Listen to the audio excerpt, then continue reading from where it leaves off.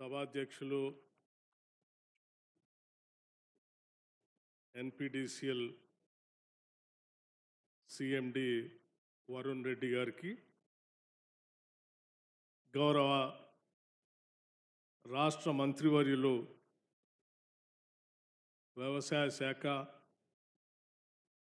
నిరంతరం పర్యవేక్షణ చేస్తూ రైతులకు ఇబ్బంది లేకుండా చూస్తున్నటువంటి శ్రీ తుమ్మల నాగేశ్వరరావు గారికి, అట్లాగే రాష్ట్ర ప్రభుత్వ సలహాదారు హరకర వేణుగోపాలరావు గారికి,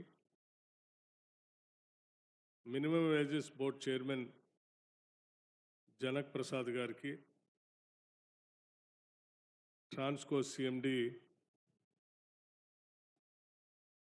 శ్రీ కృష్ణ భాస్కర్ గారికి, నూతనంగా ఉద్యోగాలు పొందుతున్నటువంటి మిత్రులందరికీ, కార్యక్రమంలో ఇక్కడ పాలు పంచుకోవడానికి వచ్చిన వారి అభిమానులకి, అభినందించడానికి వచ్చినటువంటి మిత్ర బృందానికి అందరికి కూడా ముందుగా నా హృదయపూర్వకమైనటువంటి నమస్కారాలు. ఈరోజు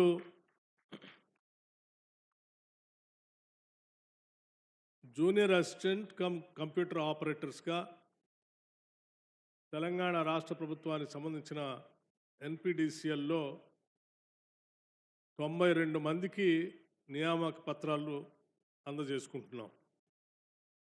అట్లాగే ట్రాన్స్కోలో కూడా కంపాషనేట్ అపాయింట్మెంట్ కోసం 20 మందికి అపాయింట్మెంట్ లెటర్స్ ఇస్తూ ఉన్నాం. ఈరోజు ఇచ్చే 92 మంది 20 మంది వారు భవిష్యత్తులో కొన్ని దశాబ్దాల పాటు ఈ శాఖల్లో రాష్ట్ర ప్రజలకి సేవ చేసేటువంటి అవకాశం రాష్ట్ర ప్రభుత్వం కలిగిస్తూ ఉంది. అటువంటి అవకాశం పొందుతున్న మీ అందరికీ ముందుగా రాష్ట్ర ప్రభుత్వం తరఫున నా హృదయపూర్వకమైనటువంటి అభినందనలు తెలియజేస్తూ, భవిష్యత్తులో మీరు మంచి పేరు తెచ్చుకోవాలని, నిబద్ధతతో మీ శాఖకి పేరు ప్రతిష్టలు తేవాలని చెప్పి నేను మనస్ఫూర్తిగా కోరుకుంటున్నాను. ఈ ఉద్యోగాలు ఇచ్చేటువంటి పర్వం ప్రత్యేక రాష్ట్రం ఏర్పడిన తర్వాత 10 సంవత్సరాలు రాష్ట్రంలో ఉన్నటువంటి నిరుద్యోగ యువతి యువకులు ఆశపడ్డారు. కానీ ఆ 10 సంవత్సరాలు కూడా ఈ రాష్ట్రంలో ఉన్న నిరుద్యోగ యువతి యువకులకి ఆశలు నెరవేరలేదు. చాలా సంవత్సరాల నుంచి పబ్లిక్ సర్వీస్ కమిషన్ సంబంధించి గ్రూప్ 1 పరీక్ష రాయాలని, దానికోసం రాష్ట్ర నలుమూల నుంచి హైదరాబాద్ వచ్చి ప్రిపేర్ అయ్యి 10 సంవత్సరాలు వయసు అయిపోయింది తప్ప ఆ పరీక్ష మాత్రం రాయలేనటువంటి పరిస్థితిలో నెట్టివేయబడ్డారు. 10 సంవత్సరాలు ఉద్యోగాల కోసమే తెచ్చుకున్న రాష్ట్రంలో ఉద్యోగాలు లేక నిరుద్యోగ యువతి యువకులు అల్లాడిపోయారు.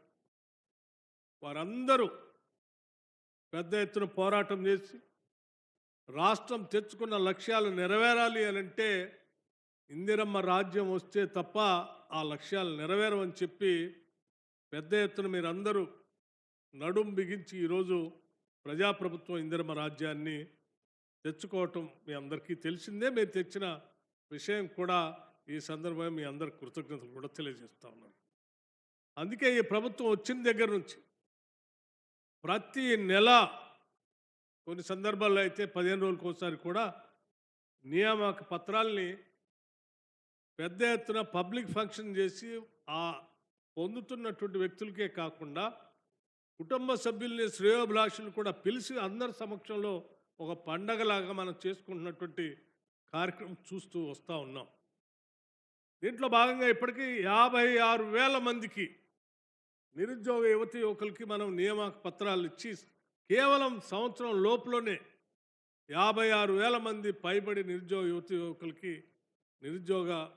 వాళ్ళందరికీ ఉద్యోగాలు వచ్చేటట్టుగా వాళ్ళ నియామక పత్రాలు ఇవ్వటమే కాకుండా మిగతా వాళ్ళకు కూడా ప్రాసెస్లో ఉండేటట్టుగా పబ్లిక్ సర్వీస్ కమిషన్ క్యాలెండర్ని ప్రకటించి ఆ క్యాలెండర్ ప్రకారం నియామక పత్రాలు లేకపోతే జరుగుతున్నటువంటి పరీక్షలు మీ అందరికీ తెలిసింది. నేను మీ అందరి తరఫున ఈరోజు రాష్ట్రంలో ఉన్న నిరుద్యోగ యువతి యువకులందరికీ ఒక మాట ఇస్తా ఉన్నాను.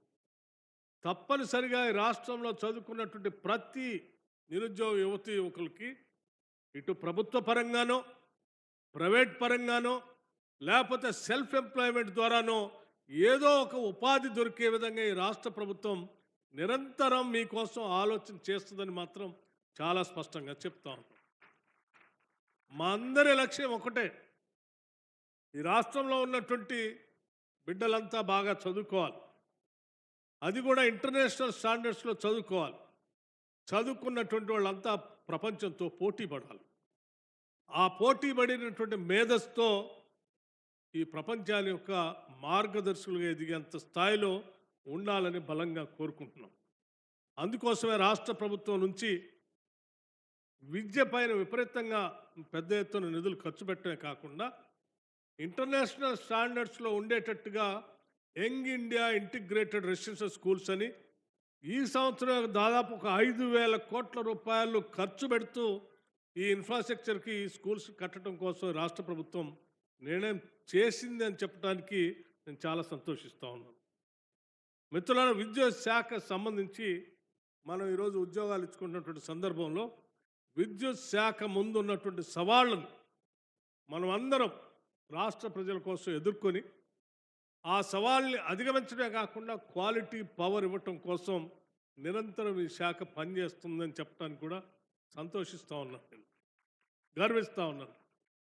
ఉదాహరణకి గతంలో ఎప్పుడు లేనట్టుగా ఈ ఇందిరమ్మ రాజ్యం వచ్చిన తర్వాత 2023-24 మార్చి 8వ తారీఖు నాడు హయ్యెస్ట్ పీక్ డిమాండ్ వచ్చింది.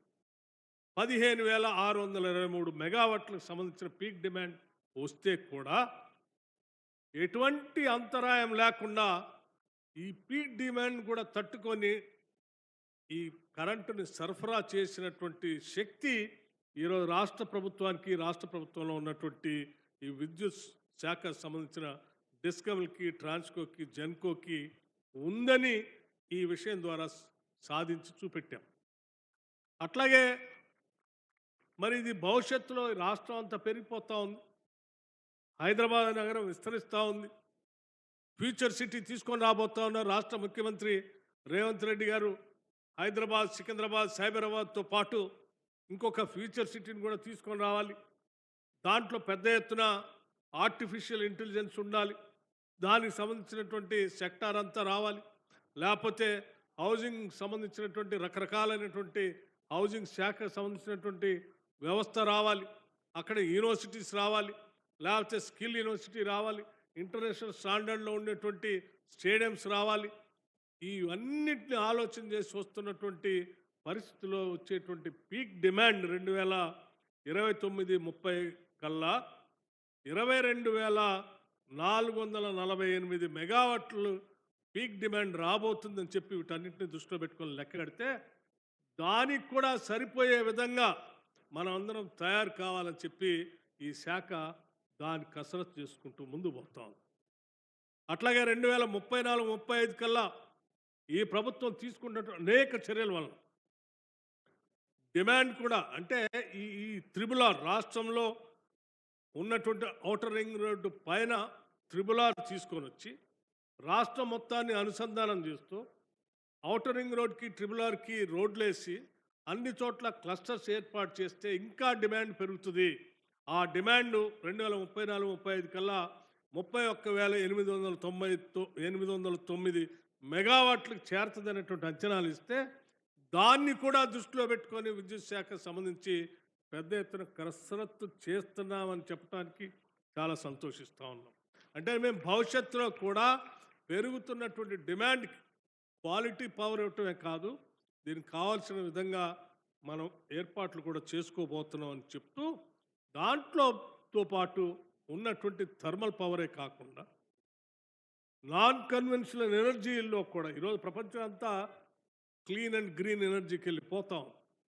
దానికి అనుగుణంగా తెలంగాణ రాష్ట్రం కూడా కసరత్తు చేస్తూ ప్రిపేర్ అవుతూ పోటీ పడుతుందని చెప్పడానికి కావాల్సిన ప్రణాళికలు తయారు చేస్తూ ఒక కొత్త న్యూ ఎనర్జీ పాలసీని తెలంగాణ రాష్ట్రానికి సంబంధించి గత 10 సంవత్సరాలు ఎనర్జీ పాలసీ లేదు.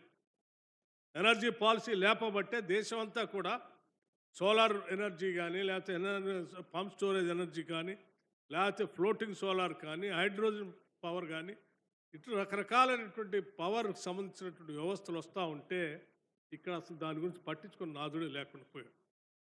అందుకే మన ప్రభుత్వం రాగానే ఎనర్జీ పాలసీని కొత్తదాన్ని తీసుకొని వచ్చి మీ అందరి ఆలోచనలన్నింటినీ కూడా అందులో పొందుపరిచి స్టేక్ హోల్డర్స్ అందరితో కూడా మాట్లాడి నూతన ఎనర్జీ పాలసీని డిక్లేర్ చేయటం ఈ మధ్యకాలంలో జరిగిందని చెప్పడానికి కూడా మీ అందరికీ తెలియజేస్తూ ఉన్నాను.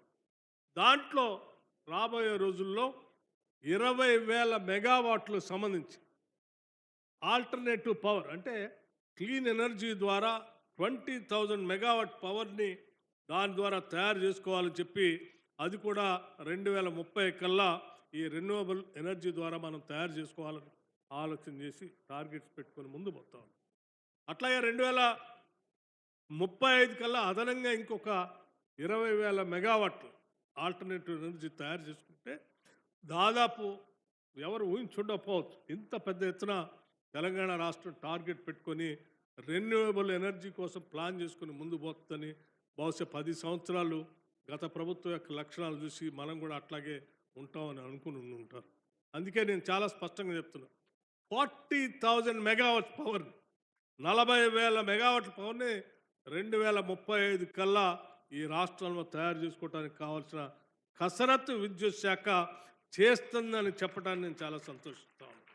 ఇవన్నీ ఎందుకు చేస్తా ఉన్నానంటే ఒక సామాజిక బాధ్యత కూడా మనందరికీ ఉంది.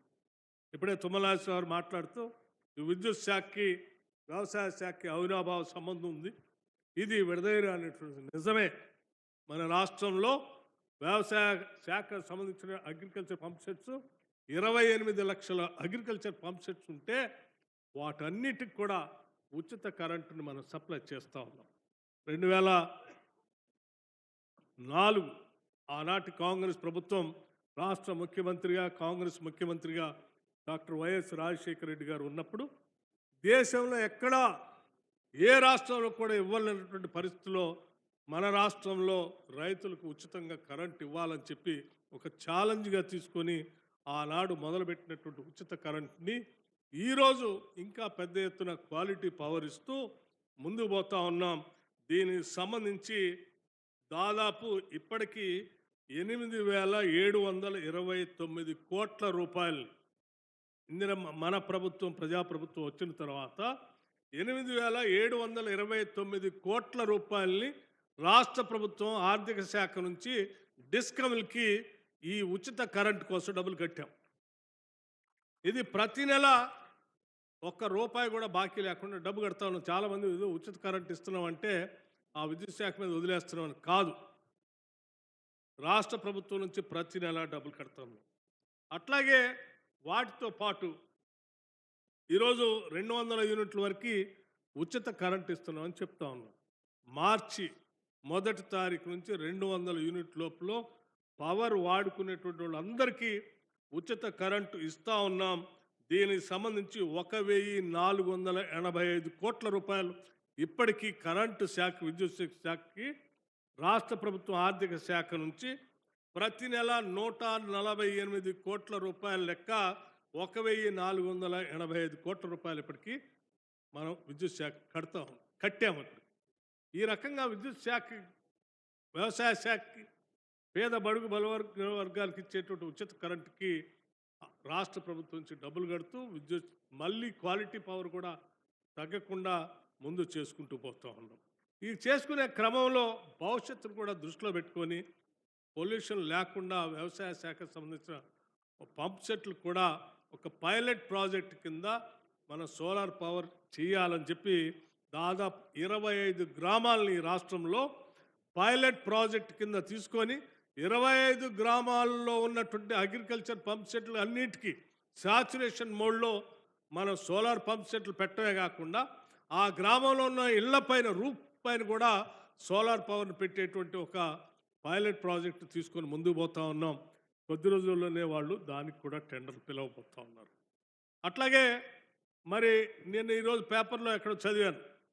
ఒక ఆయన 10 సంవత్సరాలు గత ప్రభుత్వంలో మంత్రిగా పనిచేసి చాలా నేనే అంతా హైదరాబాద్ అభివృద్ధి చేశానని చెప్పుకునేటువంటి మంత్రి గారు మాట్లాడుతూ ఈ ప్రభుత్వం ఇందిరమ్మ రాజ్యం వచ్చింది, చాలా గ్యారంటీలు ప్రకటించింది, ఆ ప్రకటించిన గ్యారంటీల్లో అర గ్యారంటీ మాత్రమే అమలు చేస్తూ ఉన్నారు, ఏమీ చేయట్లేదని చెప్తా ఉన్నారు.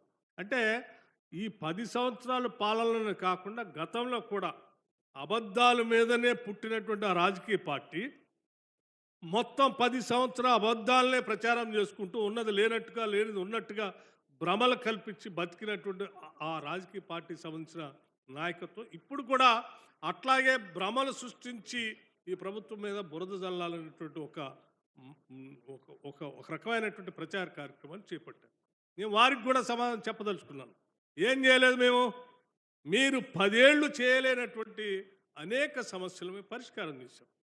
10 ఏళ్ళు మీరు ఈ రాష్ట్రాన్ని అప్పుల పాలు చేసి 7 లక్షల కోట్ల పడి సర్వనాశనం చేస్తే ఆ అప్పుల్లో నుంచి బయటికి తీసుకొని రావడం కోసం రాష్ట్ర ప్రభుత్వం ప్రయత్నం చేస్తాం. అప్పులు చేసి ఆర్థిక విధ్వంసం చేసి రాష్ట్రంలో ఉన్నటువంటి పనిచేసే లక్షలాది మంది ఉద్యోగస్తులకి జీతాలు ఇవ్వలేనటువంటి పరిస్థితిలో మీరు నెట్టేసి 15వ తారీఖు తర్వాత జీతాలు ఇచ్చే పరిస్థితిలో నెట్టేస్తే మేము రాగానే మార్చి నెల నుంచి మొదటి తారీఖు నాటికే జీతాలు ఇచ్చేటువంటి పరిస్థితికి ఈ రాష్ట్ర ప్రభుత్వం తీసుకొచ్చాం. లక్షలాది మంది ఉద్యోగస్తులకి వాళ్ళ మొదటి తారీఖు నాడే జీతాలు ఇచ్చే పరిస్థితికి మేము రాష్ట్రాన్ని తీసుకొచ్చాం. ఇది ఈ రాష్ట్ర ప్రభుత్వం సాధించిన విజయంగానే నేను భావిస్తూ ఉన్నాను. అట్లాగే మీరు ఉద్యోగాలు ఇవ్వకుండా గాలికి వదిలేస్తే మేము 56,000 మందికి కేవలం 10 నెలల్లో ఉద్యోగాలు ఇచ్చాం. అట్లాగే 500 రూపాయల గ్యాస్ సిలిండర్ ఇస్తామని చెప్పాం, ఇస్తా ఉన్నాం. ఇది అర్హత కలిగినటువంటి వాళ్ళందరికీ ఇస్తా ఉన్నాం.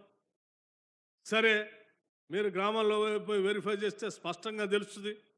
అట్లాగే మీరు రాజీవ్ ఆరోగ్యశ్రీ అని పేదవాళ్ళ కోసం, బడుగు బలహీన వర్గాల కోసం ఆనాటి ప్రభుత్వం కాంగ్రెస్ ప్రభుత్వం మొదలు పెడితే మధ్యలో 10 సంవత్సరాలు దాన్ని గాలికి వదిలేస్తే మేము వచ్చిన తర్వాత 5 లక్షలు కూడా సరిపోవు, 10 లక్షలు చేయాలని చెప్పి 10 లక్షల వరకు చేసి రాజీవ్ ఆరోగ్యశ్రీ కార్యక్రమాన్ని చిత్తశుద్ధితో ఈరోజు అమలు చేస్తూ ఉన్నాం. అట్లాగే రాష్ట్ర వ్యాప్తంగా ఉన్నటువంటి మహిళలందరికీ కూడా మహాలక్ష్మిలాగా చూస్తామని బస్సు రైడ్ ఇస్తామని చెప్పాం, ఫ్రీ బస్సు. ఈరోజు రాష్ట్ర వ్యాప్తంగా ఉన్నటువంటి మహిళలందరూ ఏ మూల నుంచి ఏ మూలకైనా పోవటానికి ఉచితంగా బస్సులో ప్రయాణం చేస్తూ ఉన్నారు. ఇది మేము సాధించింది. కావాలంటే మీకు సంబంధించినటువంటి మహిళలు ఎవరైనా ఉంటే బస్సు ఎక్కించి తిప్పండి, ఎవరైనా టికెట్ అడిగితే మమ్మల్ని అడగండి. ఇది మీరు కళ్ళారా చూడాలనుకుంటే మీరు కూడా ఎక్కండి. అట్లాగే రైతు రుణమాఫీ, మీరు ఇప్పుడే మా తుమ్మల గారు చెప్పారు, 10 ఏళ్ళు మొదటి దశలో 1,00,000 రూపాయలు రుణమాఫీ చేస్తా అని 4 ఇన్స్టాల్మెంట్స్ పెట్టుకొని దాని చివరికి ఆ వడ్డీకే సరిపెట్టేట్టు చేసి అసలు అట్లాగే ఉంచి వదిలిపోతే మేము రాగానే 1,00,000 కాదు 2 లక్షల వరకు చేస్తామని చెప్పి 2 లక్షల వరకు ఎవరికైతే ఉందో వాళ్ళందరికీ కేవలం 2-3 నెలల్లోనే 22,000 కోట్ల రూపాయల దాకా వారి అకౌంట్లో వేసి 2 లక్షల రూపాయల రుణమాఫీ చేసినటువంటి చరిత్ర మాది, కానీ మీది కాదు. అట్లాగే రైతు బంధు, మీరు రైతు బంధు కట్టకుండా వదిలిపెట్టి వెళ్ళిపోయారు. ఎన్నికల కంటే ముందు ఆ సీజన్లో మేము రాగానే మీరు చాలా అడ్డంకి పెట్టడం కోసం ప్రయత్నం చేస్తే కూడా మేము రాగానే రైతు బంధు పేరు మీద 7,625 కోట్ల రూపాయలు ఒకటే రోజు రిలీజ్ చేసి రైతుల అకౌంట్లు అందరికీ పంపించాం. అట్లాగే రైతు భరోసా మళ్ళీ రాష్ట్రం అంతా తిరిగి మేమందరం, నేను కానీ తుమ్మల గారు కానీ లేకపోతే మిగతా మంత్రులు కానీ సబ్ కమిటీలో ఉన్నటువంటి వాళ్ళందరం తిరిగి ఒక అసెస్మెంట్ చేసి ఈరోజు రాష్ట్రంలో ఉన్నటువంటి రైతులందరికీ వ్యవసాయ యోగ్యమైనటువంటి భూములన్నిటికీ రైతు భరోసా ఇవ్వాలని చెప్పి దాదాపు 8,400 కోట్ల రూపాయలు అవుతుందని ప్రాథమిక అంచనా, అది పెరిగి ఇంకా ఎంత పెరుగుతుందో కూడా తెలియదు. ఆ ప్రాథమిక అంచనానే 8,400 కోట్ల రూపాయలు వేయాల్సినటువంటి అవసరం వస్తే దానికి కూడా రెడీ చేసి రేపు 26వ తారీఖు నుంచి ఆ రైతు భరోసా వేసే కార్యక్రమం కూడా చేస్తూ ఉన్నాం. కేవలం భూమి ఉన్నటువంటి వాళ్ళకే కాకుండా భూమి లేనటువంటి వ్యవసాయ కూలీల కుటుంబాలకు కూడా మేము సంవత్సరానికి 12,000 రూపాయలు ఇస్తా అని చెప్పాం ఒక కుటుంబం. మేము సంవత్సరాల తరబడి చేయకుండా వెంటనే లెక్క కట్టాం. ఈ రైతు భరోసాతో పాటు ఈ భూమి లేని నిరుపేద వ్యవసాయ కూలీ కుటుంబాలకు కూడా ఇందిరమ్మ ఆత్మీయ భరోసా అని చెప్పి లెక్కగట్టి రేపొద్దున 26వ తారీఖు నాడు మొదటి ఇన్స్టాల్మెంట్ వాళ్ళకు కూడా వేయబోతా ఉన్నాం. అట్లాగే న్యూ రేషన్ కార్డ్స్ మొదలుపెట్టాం. ఇందిరమ్మ ఇళ్ల కోసం కార్యక్రమం చేసి మొదలుపెట్టి ముందుకు పోతా ఉన్నాం.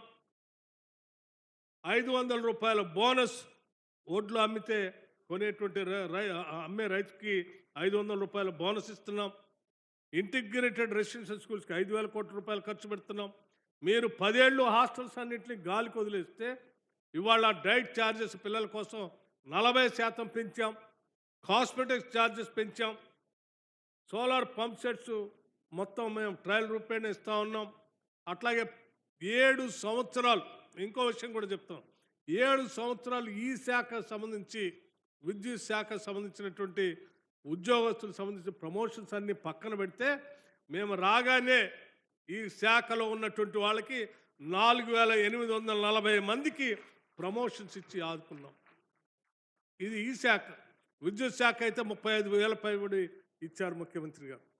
ఇలా చెప్పుకుంటూ పోతే అనేక కార్యక్రమాలు ఈ రాష్ట్ర ప్రభుత్వం ముఖ్యమంత్రి గారి దగ్గర నుంచి ఈ క్యాబినెట్లో ఉన్న ప్రతి మంత్రి రోజుకి కనీసం 18 గంటలు తగ్గకుండా పనిచేసుకుంటూ రాష్ట్ర అభివృద్ధి కోసం పనిచేసుకుంటూ ముందుకు పోతూ ఉంటే 10 ఏళ్ళు దీన్ని అల్లకల్లోలం చేసి తెచ్చుకున్నటువంటి ఈ రాష్ట్రాన్ని అధోగతి పాలు చేసి ఈరోజు బయటకు వచ్చి ప్రజలంతా చేదరించుకొని బయటికి పంపిస్తే మళ్ళీ తగుదనమ్మా అని చెప్పి ఏదో మీడియా ఉందనో సోషల్ మీడియా మీ చేతుల్లో పెట్టుకొని రకరకాల ప్రచారం చేసే కార్యక్రమం చేస్తూ ఉంటే ప్రజలు నమ్మే పరిస్థితుల్లో లేరు. మీలాగనే మేము కూడా ఉన్నాం అనుకుంటే పొరపాటు. మేము ఇచ్చినటువంటి మాటకి కట్టుబడి వాటన్నిటిని అమలు చేసుకుంటూ పోతా ఉన్నాం. మీలాగా 3 ఎకరాలు ఇస్తా అని చెప్పి ఇవ్వకుండా గాలికి వదిలేయలే. మీలాగా ఇంటికో ఉద్యోగం ఇస్తా అని చెప్పి మేము వదిలేయలే. మీలాగా నియోజకవర్గానికి కనీసం 1,00,000 ఎకరాల తక్కువ నిలుస్తాను గాలికి వదిలేదు. మీలాగా మేము దేన్ని వదిలేదు. ఉద్యోగాలు ఇస్తున్నాం, వ్యవసాయ రంగాన్ని చూస్తున్నాం, పరిశ్రమలు చూస్తూ ఉన్నాం, ఇన్ఫ్రాస్ట్రక్చర్ చూస్తున్నాం. చివరికి హైదరాబాద్ నగరాన్ని ఈ సంవత్సరం బడ్జెట్లో 10,000 కోట్ల రూపాయలు, బహుశా హైదరాబాద్ నగర చరిత్రలో ఇంతవరకు ఎవరు పెట్టలే, 10,000 కోట్ల రూపాయలు బడ్జెట్లో పెట్టి ఈ నగర అభివృద్ధి కోసం ముందుకు పోతా ఉన్నాం.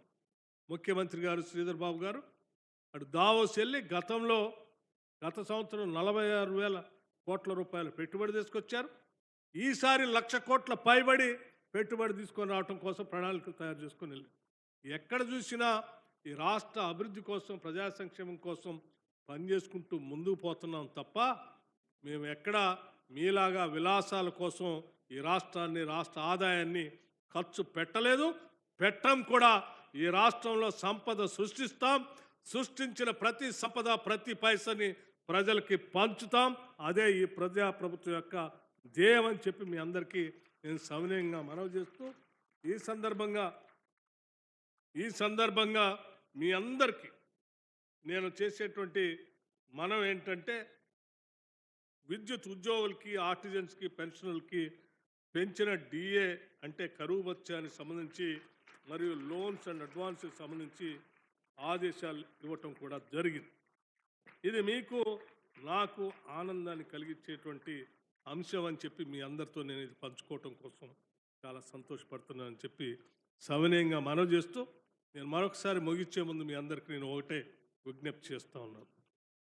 ఈ రాష్ట్ర అభివృద్ధి, జీడిపి ప్రతిదీ విద్యుత్ శాఖతోనే ముడిపడి ఉంది. విద్యుత్ శాఖ ఎంత క్వాలిటీ పవర్ ఇవ్వగలిగితే అంత స్పీడ్గా రాష్ట్ర అభివృద్ధి జరగడానికి అవకాశం ఉంటుంది. అందుకోసమే విద్యుత్ శాఖకు సంబంధించిన ప్రతి ఉద్యోగి కూడా నేను ఒకటే విజ్ఞప్తి చేస్తాను, మన జీవితం ఈ రాష్ట్ర అభివృద్ధి కోసం అంకితం చేద్దాం. రాష్ట్ర పురోగతి కోసం, జీడిపి పెంచడం కోసం ఈ రాష్ట్రంలో పుట్టిన ప్రతి బిడ్డ ఇక్కడ తీసుకొచ్చేటువంటి సంపదలో భాగస్వామి కావటం కోసం మన శక్తిని, యుక్తిని ఉపయోగించి విద్యుత్ శక్తిని నిరంతరం సరఫరా చేస్తూ కావలసినటువంటి కార్యక్రమం చేపడదాం. దానికోసం మనందరం కంకణబద్దులై పనిచేయాలని చెప్పి నేను మీ అందరికి విజ్ఞప్తి చేస్తూ ఉన్నాను. ఆరోగ్య శాఖలో ఏ రకంగా అయితే సమస్య వస్తే 108కి ఫోన్ చేస్తే ఎట్లా స్పందిస్తారో, అట్లాగే విద్యుత్ శాఖలో కూడా 1912 అనేటువంటి ఒక టోల్ ఫ్రీ నెంబర్ ఇచ్చాం. రాష్ట్ర వ్యాప్తంగా ఉన్నటువంటి ప్రజలందరికీ ఇక్కడ నుంచే పిలిపిస్తున్నాం. మీకు ఎక్కడ ఏ సమస్య వచ్చినా టోల్ ఫ్రీ నెంబర్ 1912కి మీరు ఫోన్ చేయండి, సమస్య చెప్పండి. అక్కడ నుంచి సమాచారం రాసుకొని ఆ పరిసర ప్రాంతాల్లో దగ్గరలో ఉన్నటువంటి విద్యుత్ శాఖకు సంబంధించిన అధికారులకు వెంటనే సమాచారం ఇవ్వటం జరుగుతుంది. వాళ్ళు వెంటనే మీ ఇంటికి వచ్చి, లేకపోతే మీ షాప్కి వచ్చి, మీ వ్యాపార వ్యవస్థకు వచ్చి వెంటనే ఆ సమస్యని పరిష్కారం చేసే దిశలో ఈరోజు విద్యుత్ శాఖ ప్రణాళిక తయారు చేసుకొని ముందుకు పోవటమే కాకుండా ఆ సమస్య పరిష్కారం చేయటం కోసం విద్యుత్ శాఖలో ఆ హెల్త్ డిపార్ట్మెంట్లో అంబులెన్స్ పెట్టినట్టు విద్యుత్ శాఖలో కూడా అంబులెన్స్ పెట్టాం. ప్రతి వెహికల్లో కూడా అంబులెన్స్ లాంటి వెహికల్లో ఒక ట్రాన్స్ఫార్మర్, ఒక నిచ్చెన, ఒక వైరు, దానికి కావాల్సిన ఇమ్మీడియట్గా చేయాల్సిన రిపేర్ చేయడానికి కావాల్సిన అన్నింటినీ కూడా ఆ బండిలో పెట్టి అవి నిత్యం తిరుగుతూనే ఉంటాయి. మీరు 1912కు ఫోన్ చేయగానే ఆ దగ్గరలో ఉన్నటువంటి బండికి ఏమంటే మెసేజ్ ఇస్తే ఆ బండి మీ ఇంటి దగ్గరకు వచ్చి రిపేర్ చేసి వెళ్తుంది. హైదరాబాద్లో ఆల్రెడీ స్టార్ట్ చేశాం, జిల్లాల్లో కూడా స్టార్ట్ చేస్తూ ఉన్నాం. ఇవన్నీ కూడా ప్రజలకు ఉపయోగపడే కార్యక్రమాలు కాబట్టి దయచేసి ఈ సమాచారం చేరవేయవలసిందిగా మీ అందరికి కోరుతూ, మరొకసారి ఉద్యోగాలు పొందుతున్నటువంటి మిత్రులందరికీ కూడా నా అభినందనలు మనస్ఫూర్తిగా, ఆ కుటుంబ సభ్యులకు కూడా అభినందనలు తెలియజేస్తూ, మీ జీవితం, మీ భవిష్యత్తు అద్భుతంగా ఉండాలని మనస్ఫూర్తిగా కోరుకుంటూ సెలవు తీసుకుంటాను. జై హింద్.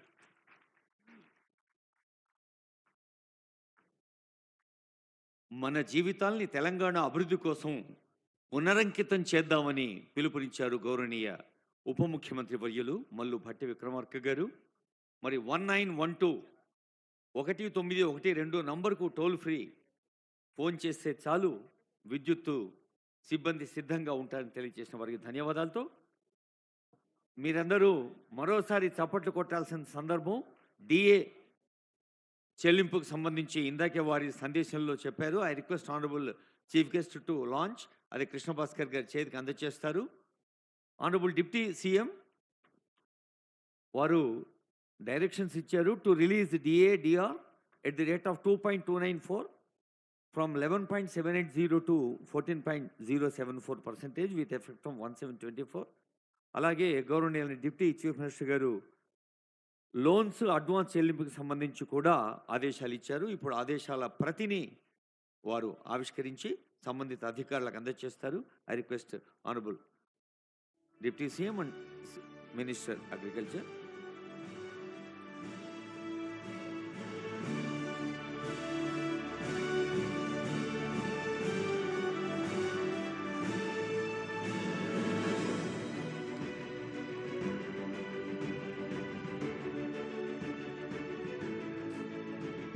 ధన్యవాదాలు. ఇప్పుడు గౌరవనీయులైన మన విద్యుత్ అమాత్యులు, ప్రణాళిక ఆర్థిక అమాత్యులు డిప్యూటీ సీఎం గారి చేతుల మీదుగా నియామక పత్రాలు అందుకోబోతున్నారు. ముందుగా వరంగల్ జిల్లా దర్శనం అజయ్, మీరంతా వేదిక దగ్గర సిద్ధంగా ఉండాలి. అజయ్, అశోక్, భీమ్రావ్, ప్రేమలత, భారత్ ఈ ఆర్డర్లో రెడీ ఉండండి. ఒక్కొక్కరు వేదిక పైకి రండి. ముందుగా దర్శనం అజయ్ ఫ్రమ్ వరంగల్, అజయ్ తర్వాత అశోక్.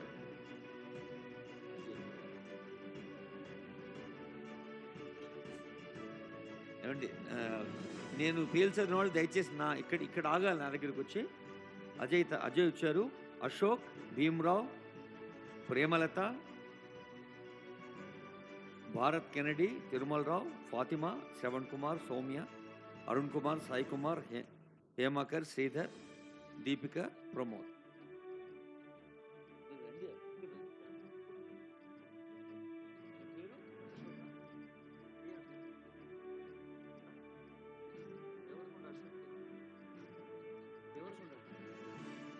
దర్శనం అజయ్కి, దేవరకొండ అశోక్కి శుభాకాంక్షలు. ఇప్పుడు భీమరావు వెలిశాల, కరీంనగర్.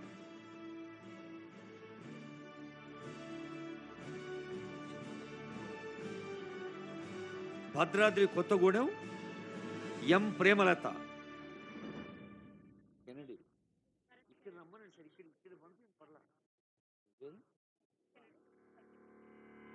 మండా భారత్ కెనడి, భద్రాద్రి కొత్తగూడెం.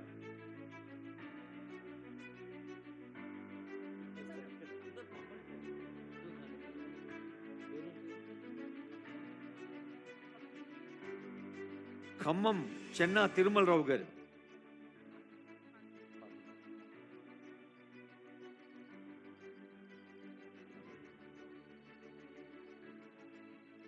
తిరుమలరావు చేసుకున్న అదృష్టం ఖమ్మం అనగానే వారి ఆశీస్సులు అందుకుంటున్నారు. ఇప్పుడు ఫాతిమా మేడం, జయశంకర్ భూపాలపల్లి జిల్లా. ఫాతిమా గారు. తర్వాత మహబూబాబాద్ మానుకోట సాధు శ్రవణ్ కుమార్.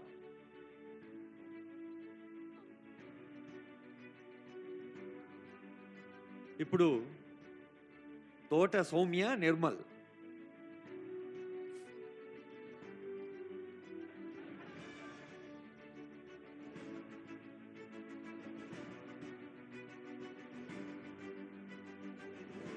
సౌమ్యకి శుభాకాంక్షలు. నిర్మల్ సౌమ్య తర్వాత ఆదిలాబాద్ నక్క అరుణ్ కుమార్.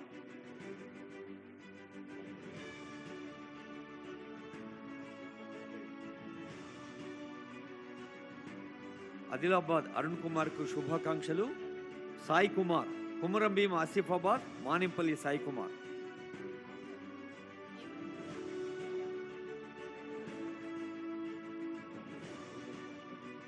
ఓడేటి హేమకర్, జయశంకర్ భూపాలపల్లి.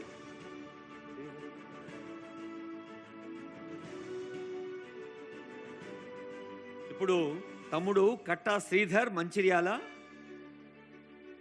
శ్రీధరు అపాయింట్మెంట్ ఆర్డర్ తీసుకోవడానికి మాత్రమే సహాయం తీసుకుంటున్నాడు. ఉద్యోగం మాత్రం సొంతంగా చేస్తాడు. 100% మైండ్లెస్ ఉన్నా కానీ అంధత్వం అవరోధం కాదో నిరూపిస్తున్న తమ్ముడు శ్రీధర్కి ప్రత్యేక ధన్యవాదాలు. గట్టిగా చప్పట్లు కొట్టి. తర్వాత దీపిక రంగారెడ్డి. తర్వాత మంచిర్యాల ప్రమోద్ కుమార్. ఇది northern power distribution company of Telangana limited NPDCLలో జూనియర్ అసిస్టెంట్స్ అండ్ కంప్యూటర్ ఆపరేటర్స్గా కుటుంబ సభ్యులందరికీ చప్పట్లు కొట్టినా కానీ మొత్తం తెలంగాణ వినపడాలి. ఈ ఆర్డర్స్ తీసుకున్న వాళ్ళు ఇక్కడ టోకెన్గా కొందరే, ఇంకా సంబంధిత అధికారులు మీకు అందజేస్తారు. Now I request compassionate appointments letters తీసుకోవడానికి శ్రీకాంత్ రెడ్డి గారు. శ్రీకాంత్ రెడ్డి, సుమన, పుష్పలతాదేవి, రాధా, నాగరాణి, రోజా, ఆకాష్, మహమ్మద్ అలీ, జుబేదా, గాయత్రి. 10 మంది నా దగ్గర రండమ్మా. పోడియం దాకా రండి, ఒక్కొక్కరు వెళ్ళండి బిఏపీస్ దగ్గరికి. శ్రీకాంత్ రెడ్డి వీరు శ్రీకాంత్ రెడ్డి గారి తర్వాత వీరు సబ్ ఇంజనీర్గా అపాయింట్మెంట్ ఆర్డర్ అందుకుంటున్నారు. అలాగే జి సుమన కూడా సబ్ ఇంజనీర్గా అపాయింట్మెంట్ ఆర్డర్ అందుకుంటుంది.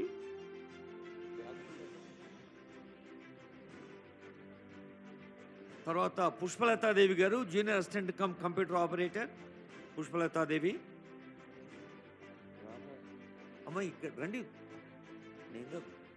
డి రాధ గారు, వీరు రెండమ్మా. రాధ గారు కార్యాలయ సహాయక సిబ్బంది రాధ గారు. తర్వాత నాగరాణి గారు,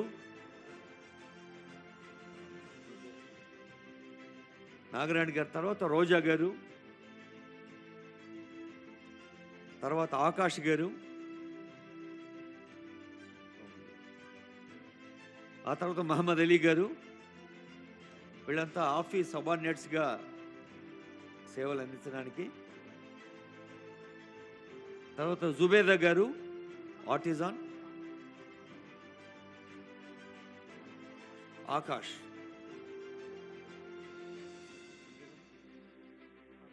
ఆకాష్కి శుభాకాంక్షలు. మహమ్మద్ అలీ.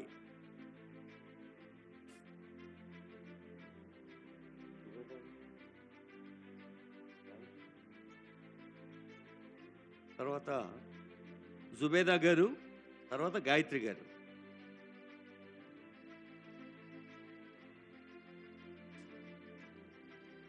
గౌరవనీయులైన ముఖ్య అతిథుల్ని, విశిష్ట అతిథుల్ని సీనియర్ అధికారులు సత్కరిస్తారు. కృష్ణ భాస్కర్ గారు రిక్వెస్ట్ చేసి డిప్యూటీ సీఎం గారికి మెమెంటో అందజేయవలసిందిగా I request honourable deputy CM to accept the memento.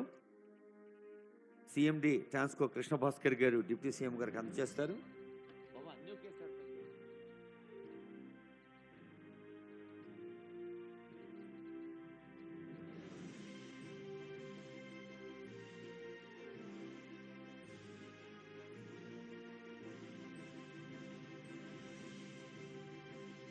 మనమంతా కలిసి ఇస్తున్నట్టే ఇది, ఎందుకంటే అన్ని చేతులు చప్పట్ల రూపంలో అన్ని చేతులు కలవాలి.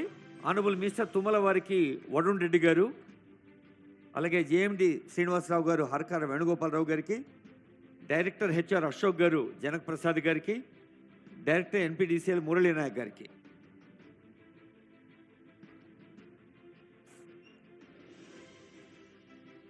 తుమ్మల నాగేశ్వరరావు గారు మరి యువ అధికారులు అంటూ చాలా ప్రేమగా పలకరించారు వారి సందేశంలో. They are being blessed. Director finance Tirupati Reddy గారిని పోడియం దగ్గరికి ఆహ్వానిస్తున్నాను.